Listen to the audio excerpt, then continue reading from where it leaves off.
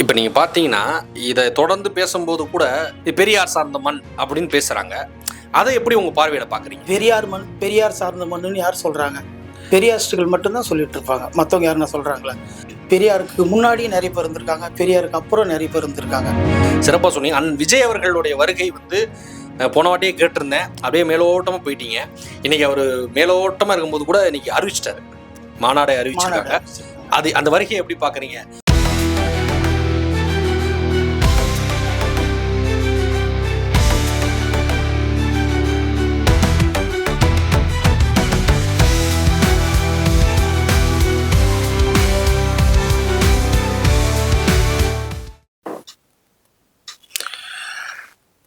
அவரை தீர்மானிக்கிற அளவுக்கு நம்ம ஒரு பெரிய ஆள் இல்லை. ஆனா ஒரு சாமானியனா என்னோட கருத்து என்னன்னா, நான் வரவேற்கிறேன். அடுத்த கட்டத்துக்கு அவருக்கு ஆதரவு இருக்கா இல்லையான்றதை இந்த மாநாடு பார்த்துட்டு முடிவு பண்றோம். வணக்கம், எப்படி சார் இருக்கீங்க? நல்லா இருக்கேன். எப்படி இருக்கீங்க? நல்லா இருக்கீங்களா? நல்லா இருக்கேன் சார்.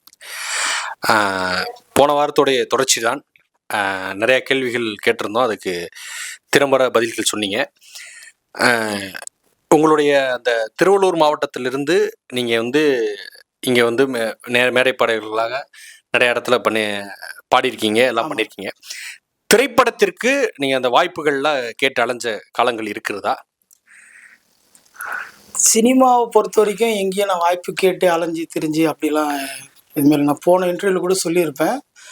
என்னுடைய குருநாதர் பேர் சொல்லியிருப்பேன். Music director mister PR Swaminathan ராஜேஷ்னு அவர் ஒரு 12-13 வருஷமாக எனக்கு தெரியும். மேடை மெல்லிசையிலிருந்து அப்படி பழக்கம். அவர் திரைப்படம் பண்ண ஆரம்பித்து, இசையமைக்க ஆரம்பித்து, படம் தயாரிக்க ஆரம்பித்தோடனே அந்த படத்துலேயே எனக்கு வந்து இப்போ ஒரு ரோல் பண்ணியிருக்கிறேன். இல்லை, அது திரை சார்ந்து உங்களுக்கு வாய்ப்புகள் தந்திருக்காரா? இல்லை பாடல் எழுதுறதுக்கு, இல்லை பேசுறதுக்கு போனாடி கூட சொல்லியிருந்தீங்க. இல்லை, திரை சார்ந்த வாய்ப்புகள் தொடர்ந்து கொடுத்துருக்காரா? அமையணும் இல்லை, கூட இருக்கிறோன்றதுக்காக நம்ம எல்லாத்துலேயும் நம்ம யூஸ் பண்ண முடியாது. அந்த படத்துக்கு, அந்த கதைக்கு நம்ம குரல், நம்ம எழுத்தோ தேவைப்பட்டால் தான் உபயோகப்படுத்த முடியும். வலுக்கட்டாயமாக திணிக்க முடியாதுல்ல. இன்னும் தேவைப்படலன்னு நினைக்கிறேன். ஏன் வந்து நீங்கள் வெளியில் போய் தேடுதல்லாம் பண்ணலை? ஏன்னா ஒரு பாடகராக ஆயிட்டீங்க, பாடகராக வந்துட்டீங்க. ஏன் வெளியில் போய் பாடல்களுக்கு வந்து நீங்கள் போய் தேடி அலைஞ்சு கேட்கல? இல்லை கேட்டிருக்கீங்களா? வாய்ப்புகள் மறுக்கப்பட்டிருக்கா? இல்லை சார், எனக்கு வெளியே போய் கேட்கணுன்ற எண்ணம் இன்னும் ஏற்படலை. ஏன்னா இங்கேயே எனக்கு கரெக்டாக இருக்குது. இப்போ தான் ஆரம்பித்து வேறு இருக்கோம். நம்ம இங்கே தான் ஆரம்பிச்சிருக்கோம். இது முதல்ல சிறப்பாக பண்ணுவோம். அதுக்கப்புறம் வெளி கதவுகள் எப்படி திறக்குதுன்றது இனி வர நாட்களில் பொறுத்து தான். எத்தனை ஆண்டு காலமாக நீங்கள் இந்த துறை சார்ந்து இருக்கீங்க? இந்த துறையில் எத்தனை ஆண்டு காலமாக நீங்கள் பயணிச்சு? துறை சார்ந்துன்னா நான் ஸ்கூல் டைம்லேருந்தே சொல்லணும். 8வது படிக்கிறதுலேருந்தே மாணவர் மன்றங்கள், மாவட்டந்தோறும் கலை நிகழ்ச்சிகள்னு பாட ஆரம்பிச்சிட்டேன். அப்புறம் 1998 சென்னை கிரீம்ஸ் ரோடு அப்போலோ ஹாஸ்பிட்டலில் வந்து ஒர்க் பண்ணிகிட்டு இருந்தேன். அங்கே ஆரம்பித்து ஒரு 2 வருஷம் 3 வருஷம் அந்த ஆர்கெஸ்ட்ராவோட ட்ராவல் பண்ணேன். அப்புறம் 2000 கீதம் சங்கீதம்னு ஒரு இசைக்குழு தனியாக தொடங்கி இப்போ வரைக்கும் போய்கிட்டு இருக்காது. அருமையான விஷயம். நீங்கள் சரியாக வந்து திருவள்ளூர் மாவட்டம் பக்கத்தில் தான் உங்களுடைய ஊர் எல்லாமே இருக்குது, கரெக்டுங்களா? சரிங்க. இப்போ நிறையா சர்ச்சையான படங்கள், சர்ச்சையான கேள்விகள்லாம் தொடர்ந்து வந்துட்டு இருக்கு. இப்போ ரஞ்சித் அப்புறம் ரஞ்சித் இன்னைக்கு 2 பேரும் களத்தில் இருக்காங்க. இப்போ இயக்குனர் ரஞ்சித் அவர்கள் வந்து சாதி ரீதியான படங்கள் நிறைய எடுக்கிறாங்க. இப்போ தங்கலான் கூட ரிலீஸ் ஆக போகுது. அந்த படத்தில் சாதி பேசப்பட்டிருக்கா அப்படின்னு தெரியல. அப்படி பேசப்பட்டிருந்தா அதெல்லாம் சரியாக இருக்குமா அப்படின்னு கேட்குறேன். ரஞ்சித் சாரை பொறுத்த வரைக்கும் சாதி ரீதியாக படம் எடுக்கிறான்றத நான் அப்படி சொல்ல மாட்டேன். அதே மாதிரி நடிகர் ரஞ்சித்தும் சாதி ரீதியாக படம் எடுக்கிறாருன்னு நான் சொல்ல மாட்டேன். 2 பேருமே தன்னுடைய சிந்தனையும் எண்ணங்களையும் திரை மூலமாக சொல்ல வராங்க. அவர் வந்து அவருடைய அனுபவத்தை, அவரு சின்ன வயசுலேருந்து பார்த்து வளர்ந்த அனுபவத்தை ரஞ்சித் சொல்கிறாரு.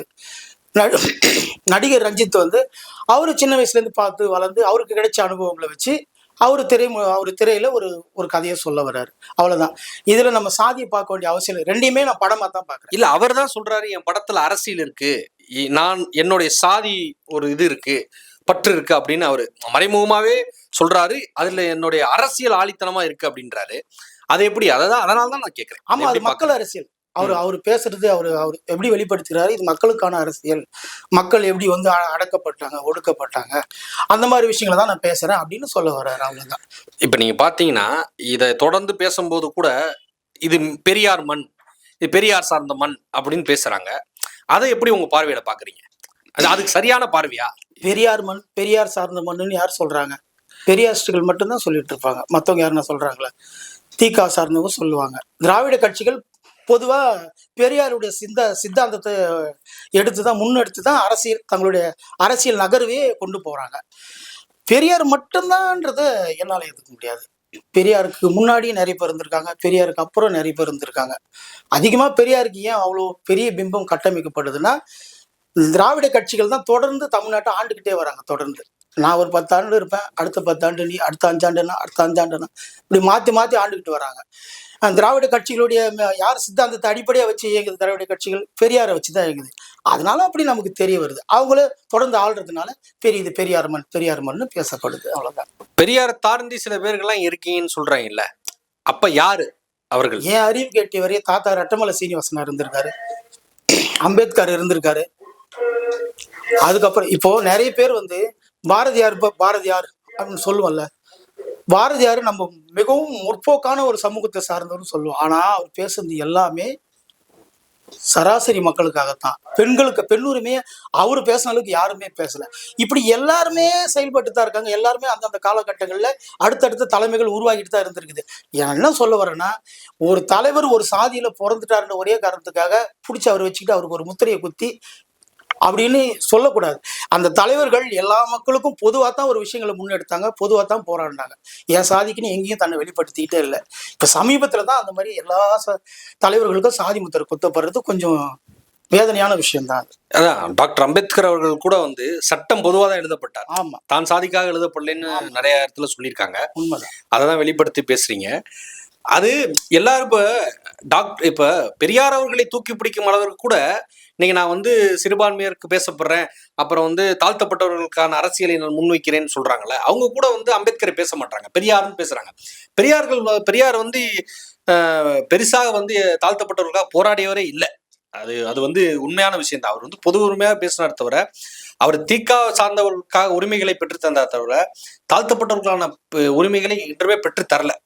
அது அது அது அது எப்படி பாக்குறீங்க? அது உண்மைதானே? அது பெற்று தரலன்னு சொல்ல முடியாது. அவர் கடவுள் மறுப்பு கொள்கையை முன்னெடுத்து போயிருந்தாலும் ஆலய நுழைவு போராட்டம்லாம் நடத்தியிருக்காரு. அதை நம்ம மறுக்க முடியாது. ஆனா பிரதானமா பேசுறது ஏற்புடையது இல்லை. அவரை பத்தியே பிரதானமா பேசுறது ஏற்புடையது இல்லை.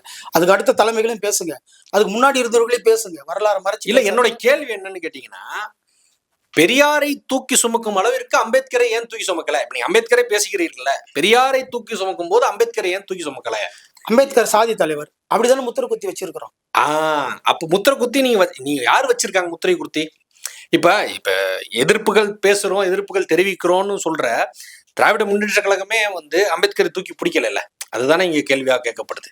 அது ரொம்ப வேதனையான விஷயம். இப்ப பெரியாரை பத்தி பேசுற திராவிட கட்சிகள் அம்பேத்கரை ஏன் பேச மாட்டாங்கன்னா, திராவிடம்னு வரும்போது அம்பேத்கரை தூக்கி தூரமா வச்சிருவாங்க, பெரியாரை தான் முன்னிறுத்துவாங்க. அது அவர்களுடைய வழியான சித்தாந்தம். அதை நான் வேணான்னு சொல்லலை, வேணும்னு சொல்லலை. ஆனா அதே நேரத்துல அம்பேத்கர் ஒரு தலைவரா மட்டும் தான் நீங்க வச்சிருக்கீங்க. அவரை பத்தி அதிகமா பேசுறது இல்லை திராவிட கட்சிகள். அது தலித்திய அரசியலுக்கு போயிடுது. சாதி முத்திரை குத்தி அம்பேத்கரை ஓரம் கட்டி தலித் அரசியலுக்கு கொண்டு அவங்க வாக்கு மட்டும் வேணும்ன்றீங்களா? நிச்சயமா வாக்கு வேணும் தானே எல்லாருக்கும். ஆனா வாக்கு வேணும்ன்ற நேரத்துல வேற விதமா பேசுவாங்க. எந்த இடத்துக்கு போறோமோ, எந்த சமுதாயம் சார்ந்த மக்கள் அங்க இருக்கிறாங்களோ அந்த இடத்துல எந்த சமுதாய மக்களும் அந்த சமுதாயத்துல எந்த தலைவர் பெருசா இருக்காரோ அவரை பத்தி பேசி நாங்க ஓட்டு வாங்கிடுவோம். ஏன் நீங்க ஒரு பாடகரா இருக்கும் போது ஏன் அரசியல் கேள்வி கேட்டேன்னா, நீங்க அரசியல் ரொம்ப உன்னிப்பாக உருவாக்கப்பட்ட இடத்திலிருந்து வந்தவர். நீங்க திருவள்ளூர் மாவட்டத்தை சார்ந்த இங்க வரும்போது அரசியலுடைய பேஸ் அங்க வேற ஒரு களமா இருக்கும். ஆமா, சரி. தமிழ்நாடு அப்படியே முடிஞ்சா ஆந்திரா, அந்த 2 சாயலும் அங்க இருக்கும். அதனால அந்த கேள்வியை நான் உங்கள்கிட்ட கேட்டேன். சிறப்பா சொன்னீங்க. அண்ணன் விஜய் அவர்களுடைய வருகை போன வாட்டியே கேட்டிருந்தேன். அப்படியே மேலோட்டமா போயிட்டீங்க. இன்னைக்கு அவரு மேலோட்டமா இருக்கும்போது கூட இன்னைக்கு அறிவிச்சிட்டாரு, மாநாடை அறிவிச்சிருக்காங்க. அது அந்த வருகையை எப்படி பாக்குறீங்க? ஏன்னா அவரு அடித்தட்ட மக்களுக்கு உண்மையா போராடுவேன்னு சொல்றாருல்ல, அந்த பார்வை உங்களோட பார்வை எப்படி இருக்காது? போராடுன்னு ஒருத்தர் சொல்றாருன்னா அது வரவேற்கத்தான் வேணும்.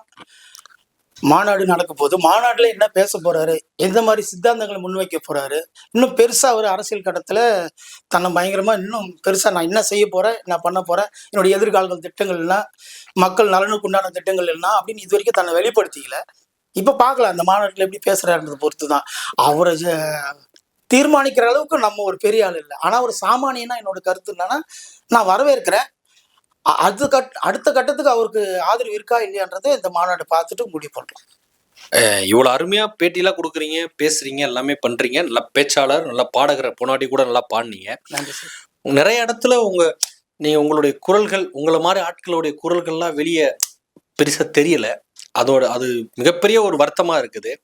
அந்த வருத்தங்கள்ல பயணிக்கிறீங்க. ஏன்னா அன்றாடமாக நீங்கள் பொழைச்சி சம்பாரித்து சாப்பிட வேண்டிய சூழ்நிலை தானே இருக்கீங்க.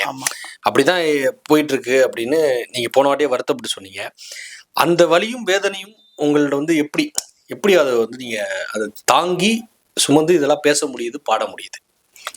எல்லா மனுஷனுக்குள்ளேயும் வலி வேதனை இருக்குதான் சார் செய்யுது. வலி இல்லாத வேதனை இல்லாத எந்த மனுஷனும் கிடையாது.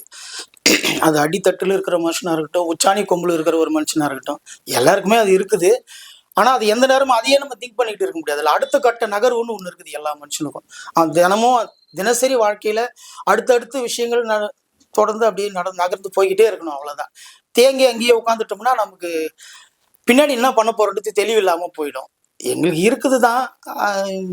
இப்போ கொஞ்சம் சினிமா என்ட்ரி, அதை என் குருநாதர் தயவுல சினிமா என்ட்ரி வந்திருக்கிறதுனால இப்போ முன்ன விட ரொம்ப சந்தோஷமா மகிழ்ச்சியா பிடிச்ச இடத்துல பிடிச்சி வேலை செய்யறன்ற ஒரு மன திருப்தியோட மேடை பாடலேருந்து இசை நிகழ்ச்சி, கலை நிகழ்ச்சியிலேருந்து சினிமான்ற மிகப்பெரிய இதுக்கு வந்திருக்கோம், அதில் காலெடுத்து வச்சிருக்கோன்ற ஒரு பெரிய சந்தோஷத்துல அப்படியே பயணிச்சுட்டு இருக்கேன். ஏன்னா நிறையா புரிதல் இல்லாங்க, குறைந்த அறிவு சார்ந்தவங்க இருக்கிறவங்கெல்லாம் இங்கே வந்துடுறாங்க, ஈஸியாக ஜெயிக்கிறாங்க, போகிறாங்க.